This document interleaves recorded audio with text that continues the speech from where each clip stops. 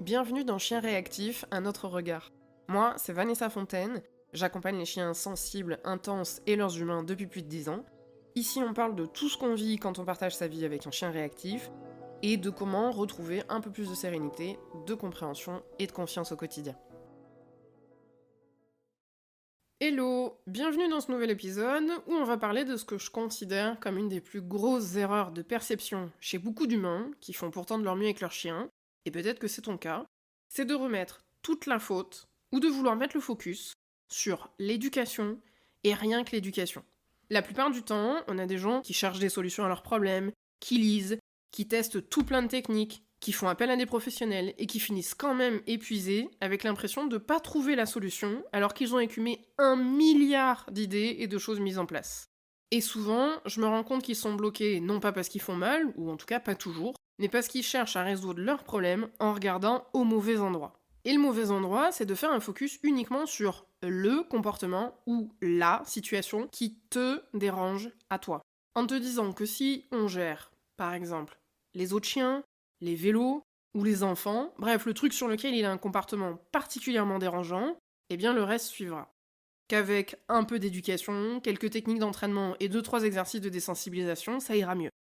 Et souvent, c'est ces mots-là qu'on utilise. On m'a dit qu'il était mal éduqué, ou j'ai dû rater quelque chose dans son éducation, ou j'aimerais qu'on reprenne son éducation. Et je le comprends, parce qu'on t'a probablement répété que s'il réagit comme ça, c'est qu'il est mal éduqué, que t'as pas été assez ferme, que t'as été trop gentil, pas assez constant, pas assez cohérent, etc., etc. Et en général, on tient souvent à me préciser, mais tu sais, en dehors de ça, c'est un amour de chien. Et j'en doute pas une seconde, parce que c'est pas un problème d'éducation, c'est un problème de compréhension, d'apprentissage, et surtout de compétences internes à développer. Et ces compétences, elles s'enseignent pas avec des ordres, mais ça se construit petit à petit. Apprendre à réfléchir, à se faire confiance dans ce qu'il ressent, à s'adapter à ce qu'il vit, à demander de l'aide, à compter sur toi, et à te laisser aussi compter sur lui. Parce que parfois on a vite tendance à oublier qu'un chien, c'est pas juste une machine, entre guillemets, qu'on programme pour réussir un croisement, ou pour pas réagir à un vélo. Alors, bien sûr qu'il y a des techniques qui fonctionnent très bien, et d'autres moins bien dans ce genre de situation. Mais si on travaille que ça, on passe complètement à côté de l'essentiel. Parce qu'un chien, c'est un être vivant complexe qui n'a pas besoin qu'on lui dise quoi faire, mais qui a besoin d'apprendre comment faire, de l'intérieur. Et en dehors de la situation qui te stresse ou de certaines réactions qui sont excessives, il y a une multitude de situations dans lesquelles il prend sur lui, il est mal à l'aise, mais où tu le vois pas forcément. Et à force d'accumuler ces tensions, ça finit par déborder quelque part. Donc si on regarde pas le chien dans sa globalité, avec ses émotions, ses besoins, son état interne, son environnement, de ce que nous on lui renvoie, et aussi les apprentissages dont il a besoin, lui, pour avancer dans la vie. Et pas juste pour être sage, pour être calme ou pour être sortable. On finit par s'épuiser avec des techniques éducatives qui mènent pas très loin, ou qui seront pas suffisamment satisfaisantes pour réduire le stress de tout le monde au quotidien. Donc si ça peut t'aider à visualiser, imagine que ton chien, c'est un Pokémon rare, ok ? Un vrai, tu vois, celui qu'il faut apprivoiser, qu'il faut comprendre et qu'il faut accompagner pour le voir évoluer. Et ton rôle à toi, c'est d'aider ces jauges internes à se remplir petit à petit. Un vrai Tamagotchi. Il va falloir l'aider à monter en compétences relationnelles, émotionnelles, cognitives, etc. Et plus ces jauges, elles se remplissent, plus ton chien devient stable, confiant et capable de s'adapter. Alors c'est pas magique, c'est pas spectaculaire. J'habite à côté de Lourdes, mais je fais pas de miracle. Mais c'est comme ça que, petit à petit, il va réellement évoluer. Alors c'est vrai que parfois, on aurait aimé avoir un petit Pikachu beaucoup plus facile à gérer, et c'est normal de le penser, mais rien que le fait de comprendre comment ton chien fonctionne, ça apporte déjà un début de soulagement. Et puis, je crois aussi que t'imagines pas encore, et c'est normal, à quel point on finit souvent par être extrêmement reconnaissant d'avoir croisé leur chemin, même si au quotidien, c'est pas toujours facile. Mais bref, entrons dans le vif du sujet, de ces piliers que j'utilise, de ces jauges qu'on cherche à remplir, et il y en a 6 qui me semblent hyper importantes. Il n'y a pas d'ordre figé, il n'y a pas de protocole à suivre à la lettre, je vais te les donner dans le désordre, parce que ce qui est utile pour un chien ne le sera pas forcément pour un autre. Mais attention, petit point important, ça ne veut pas dire qu'il ne faut jamais utiliser de techniques précises dans certains contextes. Bien sûr qu'il y a des choses à faire, bien sûr qu'il y a des manières d'intervenir, bien sûr qu'il y a des ajustements qui sont utiles dans certaines situations, mais ces techniques, elles ne fonctionnent vraiment que si elles s'appuient sur ces piliers. Parce que si ton chien n'a pas les compétences internes pour faire face à ce que tu lui proposes, tu peux utiliser les soi-disant meilleures techniques du monde, ça ne donnera pas grand-chose. Donc les techniques, elles sont là pour accompagner les progrès, mais elles sont pas là pour masquer des déséquilibres de fond. Le premier pilier, pour moi, c'est la cognition du chien. En gros, c'est sa capacité à réfléchir avant de réagir. Et dans ce pilier-là, on va remplir la jauge de la réflexion, de l'analyse et de la prise de recul. Parce que chez beaucoup de chiens sensibles, l'émotion, elle prend toute la place, je crois que je t'apprends rien. Ils réagissent vite, fort, et parfois même sans avoir eu le temps d'analyser ce qui se passe autour d'eux. Et donc dans certaines situations, on a leur cerveau émotionnel qui court beaucoup plus vite que le cerveau rationnel. Donc l'idée ici, c'est de leur redonner un peu de temps pour réfléchir avant de réagir, un petit délai entre je perçois quelque chose et je perds le contrôle. Donc on va reconstruire une marge de manœuvre cognitive. Ce que je cherche à faire, c'est leur proposer des activités qui stimulent la réflexion sans les surcharger, en dehors des situations difficiles. Je répète, en dehors des situations difficiles. Donc, on va leur apporter des activités au quotidien qui vont faire appel à ces qualités de réflexion. Ça peut être du travail olfactif, des petits jeux de recherche, des apprentissages, bref, des choses qui vont être adaptées à leur niveau. Et on ne cherche pas un chien de cirque, comme je peux l'entendre souvent, mais on cherche à développer ou à retrouver des capacités d'analyse et de prise de décision dans des situations nouvelles. Et puis, on va aussi installer de la lisibilité autour d'eux, en mettant en place certaines routines pour qu'ils puissent mieux anticiper certaines situations. Parce que quand le chien comprend mieux son environnement, il réagit moins dans l'urgence émotionnelle, et plus il retrouve cette capacité à réfléchir, à analyser, à faire des choix, plus il devient capable de se réguler émotionnellement. C'est comme si, au lieu de subir ses réactions, on lui redonnait la possibilité d'être acteur de ce qu'il vit. Le deuxième pilier, c'est le travail sur le corps. Parce que souvent, il y a un vrai lien entre tension émotionnelle et tension corporelle. Certains chiens restent hyper raides, ils ont du mal à gérer leurs appuis, à adapter leur posture dans l'espace, et quand le corps est tendu, l'esprit est tendu aussi. Donc ici, on va chercher à remplir la jauge de la conscience et de la stabilité corporelle. Alors ça peut paraître secondaire, mais en réalité, c'est une clé émotionnelle énorme, même chez les humains. Parce qu'un chien qui apprend à bouger doucement, à sentir ses appuis, à s'ancrer, à respirer dans le calme, ça contribue à limiter le débordement émotionnel et à se stabiliser. Et pour ça, je vais chercher à enrichir son quotidien de choses simples. Des exercices de proprioception, du travail de déplacement lent et contrôlé, du travail sur le contact et le toucher, et des pauses statiques dans des environnements calmes. Parce que mieux le chien y maîtrise son corps, moins il est agité, et plus il gagne en stabilité interne. Et ça, on le voit souvent très vite dans la gestion des émotions ensuite. Le troisième pilier, c'est la communication entre toi et ton chien. Parce que très souvent, on va se dire la vérité, une grosse partie des tensions, elles viennent de là. Ça vient de décalages plus ou moins gros, dans la façon dont on se comprend et dont on communique. Des attentes humaines qui sont pas toujours très claires, des signaux du chien qu'on voit pas ou qu'on comprend à moitié, des interactions qui sont trop rapides, où le chien il a pas le temps de comprendre ce qui lui arrive, ou encore nos propres émotions qui viennent brouiller le message. Et le résultat, c'est un malentendu permanent où chacun essaye de communiquer, mais personne ne parle vraiment le même langage. Donc ici, on va remplir la jauge de la compréhension mutuelle. Et plus elle se remplit, plus la communication devient simple, fluide, lisible.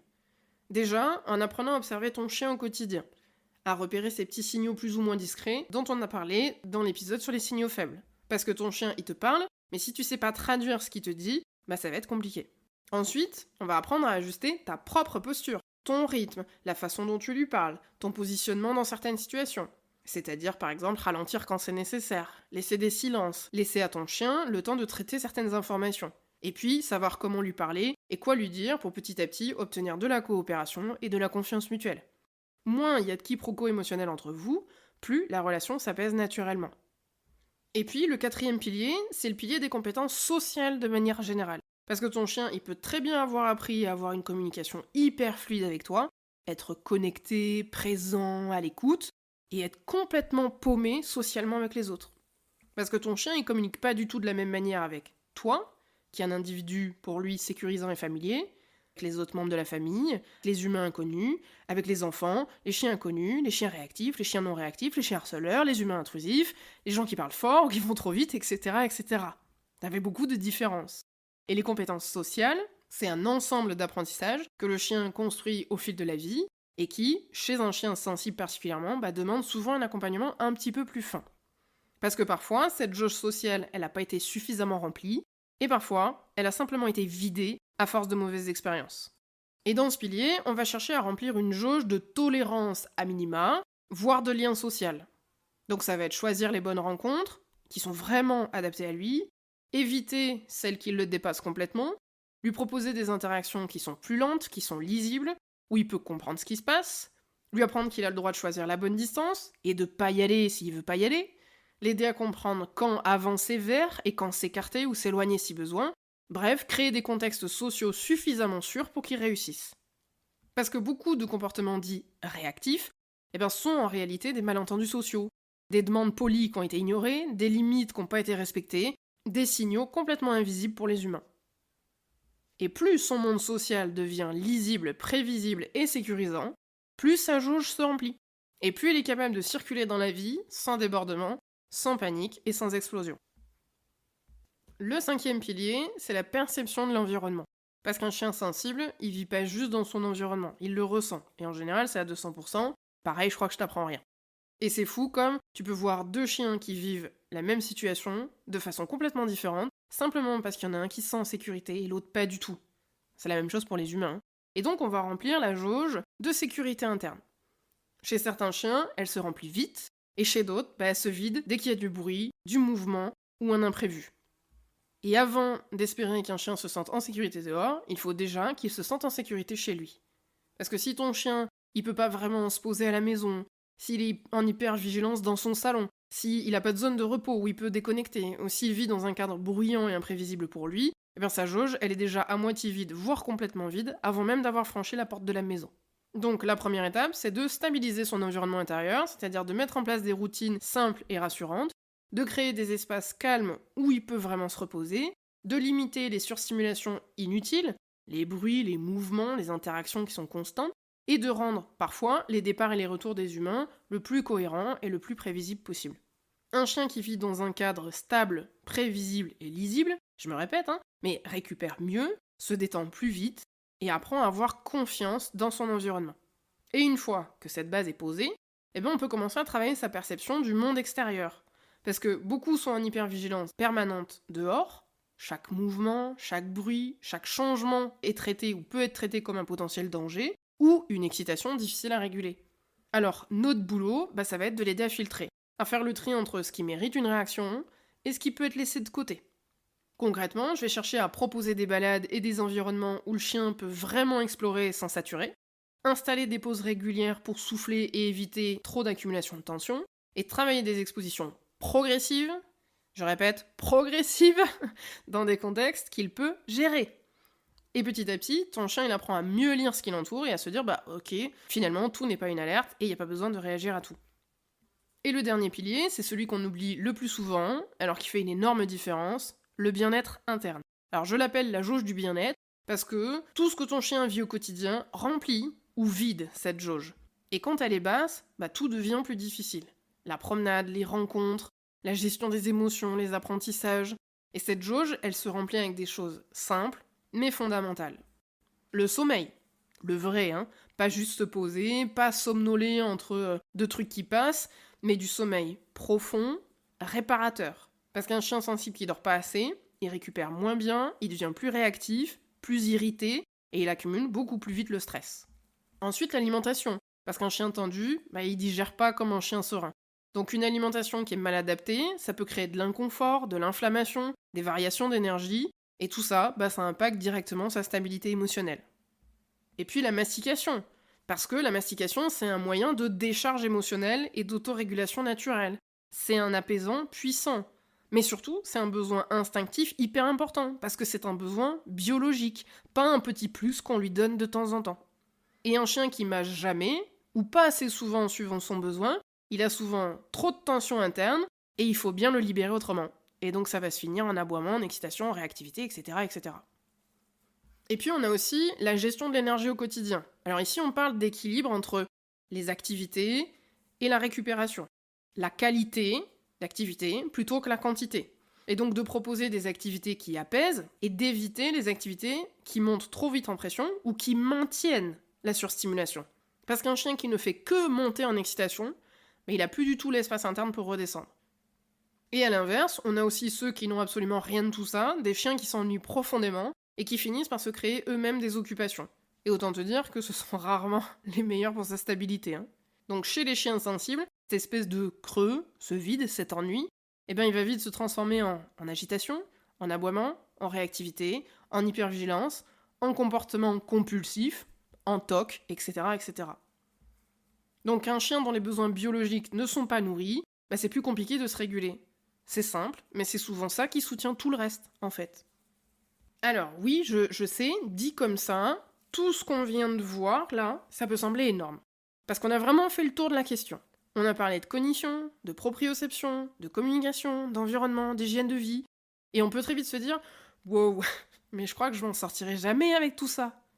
Pour ceux que ça inquiète, je voudrais rappeler que, en réalité, c'est pas aussi compliqué que ça en a l'air. Parce que tous ces piliers, ils sont liés. Et souvent, une seule activité bien choisie, elle permet d'augmenter le niveau de plusieurs jauges à la fois, sans même s'en rendre compte. Par exemple, moi, je propose du pistage, du mentrailing à visée comportementale à mes élèves, justement pour travailler sur tous ces piliers. Et dans chaque séance, on retrouve un petit peu de tout. Le travail de réflexion, de prise de décision et de concentration, c'est la jauge cognition. La conscience du corps et les déplacements pendant l'activité, c'est la jauge proprioception. La gestion de l'environnement extérieur et des émotions qui vont avec, puisqu'on s'entraîne dans un milieu extérieur qui est adapté à la sensibilité du chien, c'est la jauge de sécurité interne. On est en petit groupe et on a des gens qui respectent le besoin d'espace ou de contact du chien, c'est la jauge de lien social. Et bien sûr, il y a aussi la jauge de communication entre toi et ton chien, où chacun apprend à écouter et à se faire confiance puisque c'est un travail d'équipe. Et puis, une fois qu'on a fini l'exercice, on a une bonne fatigue qui fait que le retour, il va se faire par une bonne sieste bien méritée, et ça, c'est la jauge hygiène de vie. Donc, si on fait le compte, c'est une activité qui est complète, mais surtout profondément sécure et valorisante pour les chiens sensibles, parce qu'ils peuvent s'exprimer, réfléchir, réussir, sans pression et sans contrainte. Mais ça, c'est qu'un exemple. Il y a plein d'autres manières d'utiliser ces piliers. Et il y a des activités qui aident à remplir plusieurs jauges en même temps.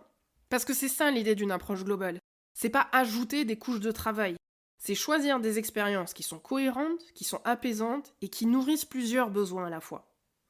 Alors bien sûr, ça demande de la patience, un peu de curiosité, et parfois de revoir ses habitudes. Mais quand on avance comme ça, pas à pas, on construit quelque chose qui tient vraiment dans le temps. Mais surtout, en fait, on arrête de courir après la solution, le bon exercice, la technique miracle, pour se concentrer sur ce qui aide réellement, finalement, ton chien au quotidien. Mais c'est pas un jugement, on le fait tous de chercher la technique miracle, et quel que soit le sujet, pas forcément que dans le chien. Le problème, c'est que, en continuant de chercher cette technique miracle, ça nous empêche de mettre réellement des choses concrètes en place au quotidien.